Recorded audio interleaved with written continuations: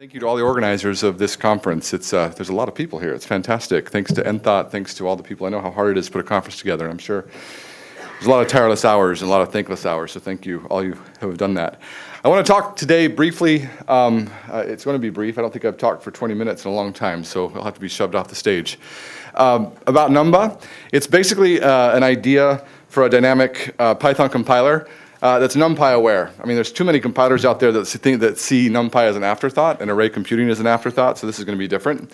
And I start with a little bit of ranting at first, and then we'll get into some of the details. I would put a plug in for John Riehl, who's done a lot of work actually on this, on Numba over the past several months from Resilient Science. He's here. He's going to give a lightning talk on some of the details of Numba, so if you're excited about some of those, head to his lightning talk. The signups are out there, and he's already scheduled. So what's the motivation? We all know that Python's great for rapid development, high-level thinking in code, that sort of thing, but it's slow for interior loops. And so typically people end up in dual mode. They'll optimize their fast stuff in Fortran or C, or they'll pull in some other compiled language to do it. And primarily it's the lack of type information. You look at the details of why is Python slow. It's because it's doing a lot of unboxing and boxing of data, and there's no type information to emit machine instructions at the lowest level. So it's doing a lot of memory access and memory dereferencing. Now, on the other hand, if you're using NumPy, you actually have a lot of type. You've just said, I have this big array of doubles. Shouldn't a for loop on a big array of doubles know what to do? Shouldn't I be allowed to write a for loop in Python and have that emit low-level machine code?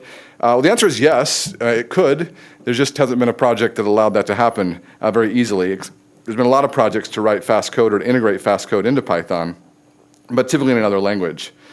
NumPy currently just has a lot of pre-compiled vectorized loops. That's essentially what NumPy is a bunch of pre-compiled function pointers. It just loops over the whole array, but it's a one-size-fits-all. If your particular problem doesn't fit into those particular operations that have been chosen, then you're sort of stuck trying to figure out how to take your problem and map it to those pre-compiled loops. And that works mostly. There's a lot of new features that you can think about and that you would want to add to NumPy that you really are wanting an ability to compile Python code. So the goals of the Numba project are that most developers should not have to write in 2 languages. Now, I'm not going to say that every developer, I think it's good to learn more than one language. So if you're a serious developer, learn a few languages. I'm not sort of saying that we're going to eliminate that. But a lot of people are occasional developers. They don't really need to be developing all full time. And folks that are just trying to get their work done shouldn't have to be reaching for 3 or 4 languages to get their work done. Python should help them, or even potentially higher level domain-specific languages. So we want to actually create faster code than possibly even Fortran. Our target isn't really C, it's Fortran. We want to make it so that you can write Python expressions and have them faster than Fortran, which currently, Andre Surtek, I've been interacting with him lately. It's great because he's always bringing us back to reality. We're comparing each other to C, and look how fast this is in C. And he goes, well, Fortran's 16 times faster than that. So it's good because it's true. Fortran has a lot of high-level information, and it produces fast code still. The other thing we want to do is be able to take advantage of multi-cores, GPUs, from Python and simpler and more simply. There's a couple of slides here. I know folks are going to say, well, what about PiePi? Why not just use it? It's a great tool. It's doing a lot of things. There's a long story here. We can go into detail about that. You can actually look on the net. There's a lot of conversations that have taken place about this. But fundamentally, PiePi doesn't work on CPython. That's the big reason. That's one big reason. So you're essentially giving up the whole ecosystem to go to PiePi. Maybe they can reinvent it over there. Hopefully, some of the tools of PiePi can be brought back into the CPython ecosystem. The other thing is PiePi is actually a meta tracing JIT. What that means is it analyzes your code as it's executing, and on the fly creates machine code for the hotspots. But it does all the thinking for you, all the work for you. And my view is that developers need a little more hooks, a little more, because there's a lot of information you have as a developer. Hey, I just want this fast, I want this compiled, and that's okay to save it. A build step's okay for me. And actually, I think there's a lot of value in that build step, and actually producing optimized machine code and having that stored away or saved instead of always just trying to generate on the fly. So want to support a build step when justified. In fact, what I'd really like to see is kind of a gradual, make the build step allow you to choose between a full C++ compiled build step to a full dynamic runtime in Python. Have a more gradual transition. Some of it can be built, some of it can be dynamically generated on the fly. at program start time. Some that can be generated on the fly at program runtime. There's a whole spectrum of possibilities there. And we want to support all of that, and it's all possible.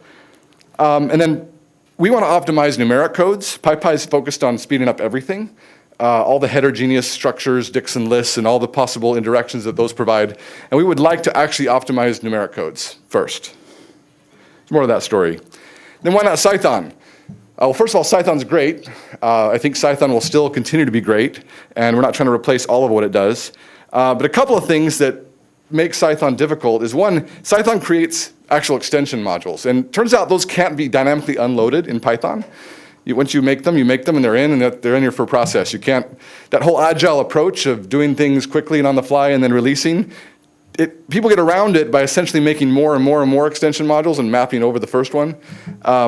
It's unfortunate because there really is no fundamental reason they can't be unloaded, but Python doesn't support it, and it's actually really hard to make it support it. And then also Cython requires a C compiler. Okay, not necessarily, Numba requires LLVM library, but, and then the other thing that Numba tries to do that Cython doesn't is type inference. You basically in Cython have to declare everything. CDEF this, CDEF that. A lot of things are, well, you kind of know what it is because you just called a function with a double and you know it returns a double. Shouldn't you know that that's a double? There's a lot of cases, now type inference can be a very hard problem. There's a lot of cases where it's a very simple problem. So we want to support the simple cases and do the right thing. And then it's another syntax to learn. So what's the real motivation? Those are the kind of some of the things about it. Well, I've been thinking about things for NumPy and things to improve NumPy. One of them was computed columns. I talked about that last year in a lightning talk. I've also always been bothered by the lack of a fast vectorize. There's a vectorize in NumPy that'll take a Python function and basically make it satisfy the rules of ufuncs. Turn it into a ufunc like everything else. Except the current vectorize in NumPy, all it does is call back into the Python runtime at every element of your array. So it's not fast, it's very slow. And I've always been bothered by that. Well, how do I make a fast one? So all of a sudden when the LLVM project, you start to look at it and go, oh, that's how I can make a fast one. And that'll work just fine. So I wanted to play with LLVM as well. So, like every other project, it really starts by somebody just wanting to play. And that's what happened here too. All right, a couple more slides of ranting. Provides a little context. I think the world needs more array-oriented compilers. I'm really kind of frustrated with the CS curricula, frankly. APL came out in 1963, and it's sort of been ignored by Java and C# and C++. It needs more light, this concept of array-oriented computing. It's a really good concept, and it needs more light in CS curricula.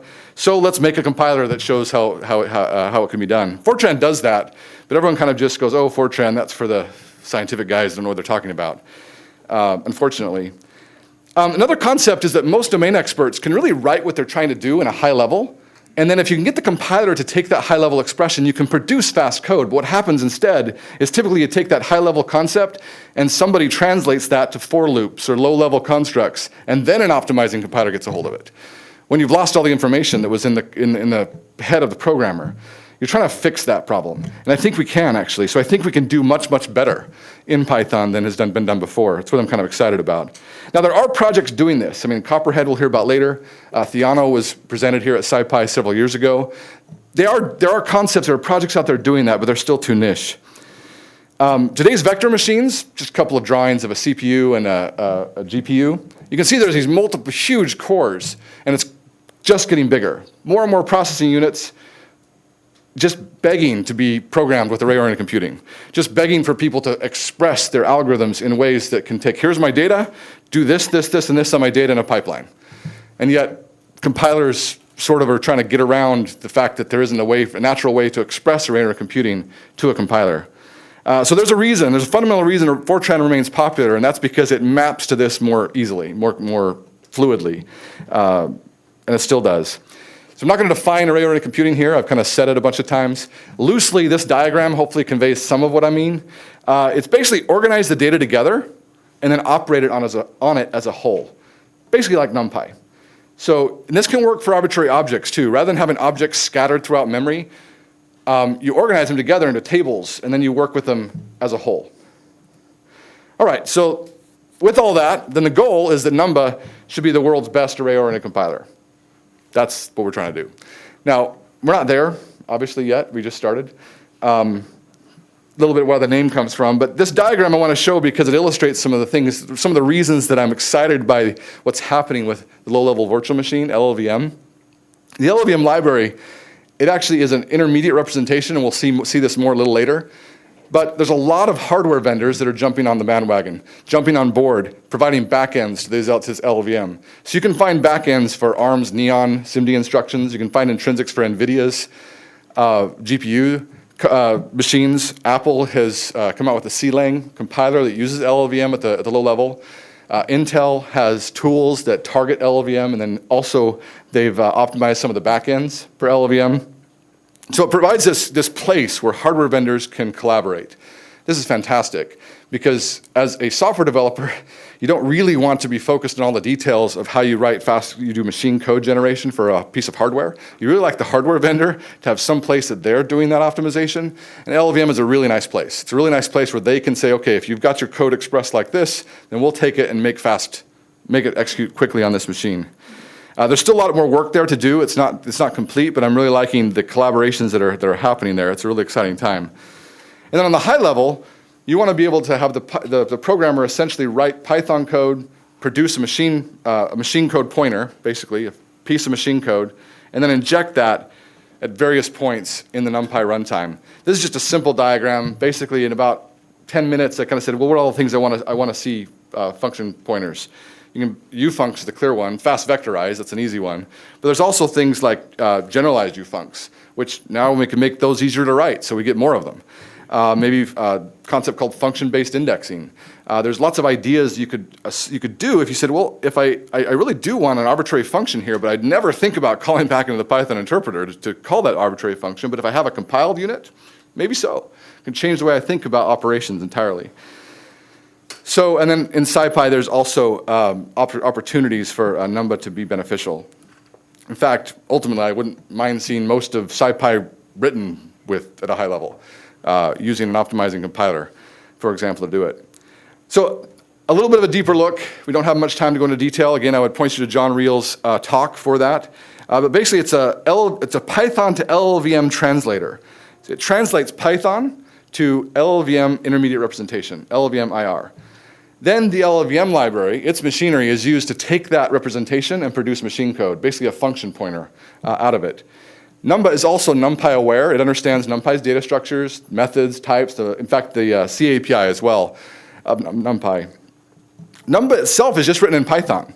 It uses this library called LLVM that was started back with LLVM 2.8 in 2008, but it hadn't been updated. So we updated it to 3.1, so LLVM now works with 3.1, and you can it's a bunch of Python calls, and you use those Python calls to build up a representation of your low-level machine code, or it's the LLVM IR, and then you build that representation up, and then you can emit a function pointer from it. So that's all Numba does, is take your Python code and build up that representation. It's really a compiler. Then the machine code equivalent, it can give you back basically a function pointer. You can almost think of this as if you had loaded a dynamic library with C types, and it gives you back a pointer to that. It's a little bit, I mean, that's using the foreign function interface to call it from Python, but you can also take that function pointer and just inject it into any arbitrary C code, and it just like a function pointer. It works just like one. So a simple example, the fonts hopefully show up a little bit using Pigmentize actually understands LLVM nicely. Here's an example of this sync function. It has this if statement in the middle, and I want to take that sync function and do a fast vectorize. So what is the machine code representation? So on the right, you basically see a representation, the LLVM assembly representation, the text representation of the intermediate code for LLVM. There are three representations for LLVM. One is this assembly code that's human readable. Another is called bytecode, which is, you can kind of think of it as a compressed version of this, human readable version, that the machine can read really quickly, read and write to disk and across the network. And then there's the actual internal C++ objects, the internal representation that has to be built up in order to get a function pointer from it. So those are the three different ways you interact with LLVM code. So that's basically what's produced from that code. Here's another example. Let's say I define a sum function and it works on an array, this illustrates that Numba can understand the shape attribute of NumPy arrays, and you can get back integers, so it knows how to do that. Then there's also a nested for loop, and you can basically add index into that NumPy array directly. And when you pass this through the code that John Riehl's written, you get something like this. Right, so you can see there's the NumPy data structure that's represented. There are ways to alias that, and I think we'll try to use that in the future. But that get element pointer, you're basically, that first block is getting the shape attribute from that element pointer, and then grabbing the first and second dimensions. And then you've got several blocks of code that are implementing the for loops. You can see them here. And at the end, you're adding, and the result gets back. So I have just how much time do I have? Do we have 5 minutes? Thank you. Is that not including questions, or should I be done now? No. Okay. I just wanted to illustrate a little bit, kind of give you, here's an example, basically of a 2D image filtering problem. So we're still working on how you specify the return type and argument types. We're actually working on a mechanism so you don't have to specify them. It does type inference for the return types as well. And also does something like IronPython does with call sites, so that when it sees an array type it doesn't understand, then it produces machine code and then caches that away. So you can basically just call it without doing any declaration at all, except just JIT this, and it'll produce a function, a Python function that'll optimize as it's called. So there's different ways to do this, but this actually, that JIT function actually creates a C function pointer. It's almost as if I'd translated this to C, compiled it into C, pulled and loaded it with C types. Gives you back exactly the same thing. So see if I can run this example and not completely blow up. There's still some checking, those sorts of things that can be done. It's definitely still betaware. What's that? Oh, thank you. So maybe I'm going to be, it's not going to work. So let's go to here. Let's see if that works. No, it doesn't, of course.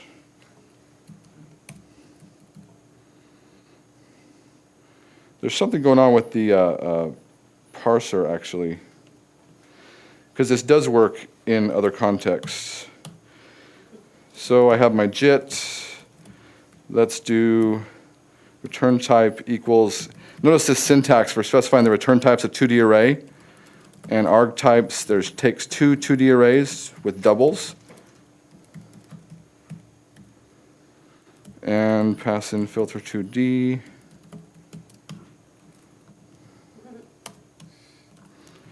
Oh, nice. Don't you love that?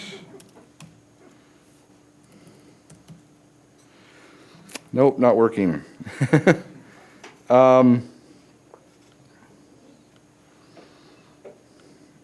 I can show you that it does work in a test function.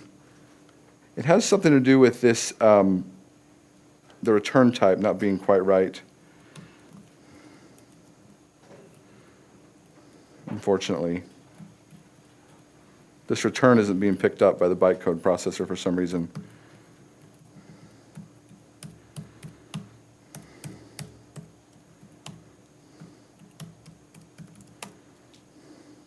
Print's not going to work. Let's see.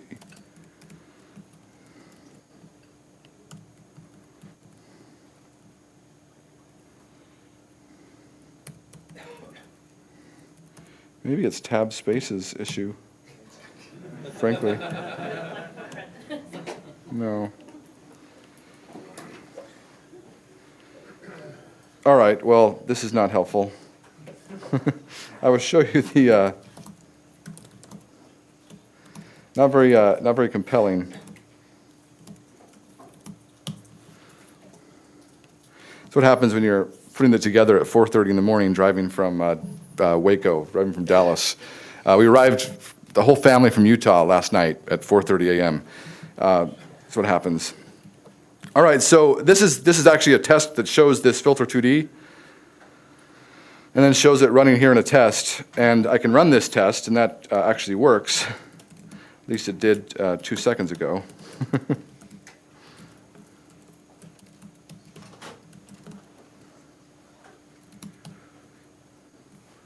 So that did work, although it gave me an error.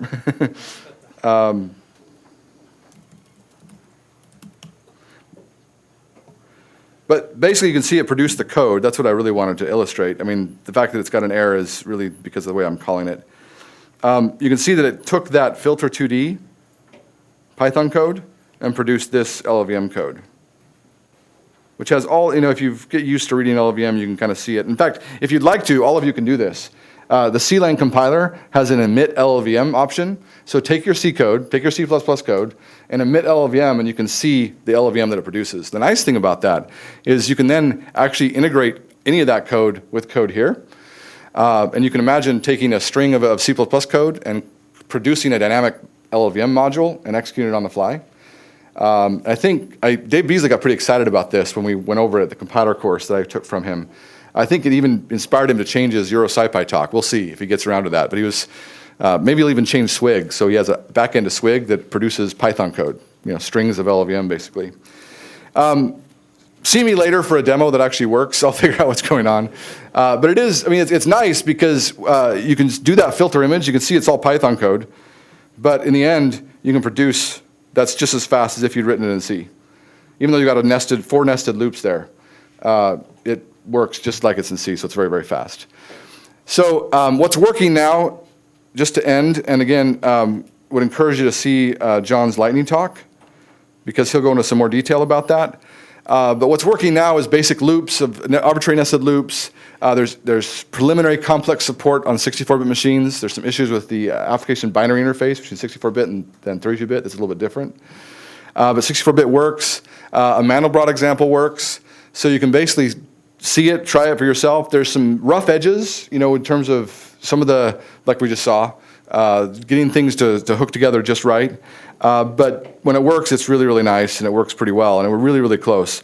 We're trying to get a release out sometime this week, kind of a 0.1, 0.2 release out, so people can start playing with it.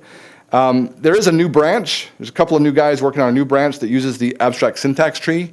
Currently, what I've just shown you and what John's written starts from what I started, which is a bytecode interpreter. It takes the bytecode and translates directly from Python bytecode to LLVM bytecode. There's some nice things about having the abstract syntax tree. You can do some type inference. You can do a little more. Those array expressions we're trying to get fast. Easier to do on the AST, I think. And a couple of gentlemen, Mark Florison and Sue Kwan Lam, are working on that right now. So we're making rapid progress, and we're hoping to see a lot of things in the future. My little kind of experimental, my vision of the future, wouldn't it be cool if, all code was essentially thought of as either a dynamic syntax, a DSL on top of Python, or a DSL on top of the LLVM. In fact, LLVM makes C++ just a domain-specific language for LLVM. So tell that to your C++ compiler friends. And basically a high bandwidth communication between the high level and the low level. I think there's some amazing things that can happen. So I'm pretty excited about the future. So join us. You can get, Numba is an organization on GitHub. You can go there, and there's Numba, there's LLVM Pi, and some of the dependencies that it relies on as well can be obtained from there. So thanks.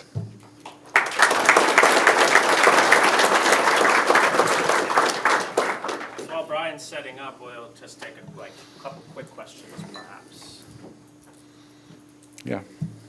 I have a question about how, I'm not quite sure I understand exactly how the LLVM could work, but what about you're building a library and it has a shared object dependency? Yep. How does that work?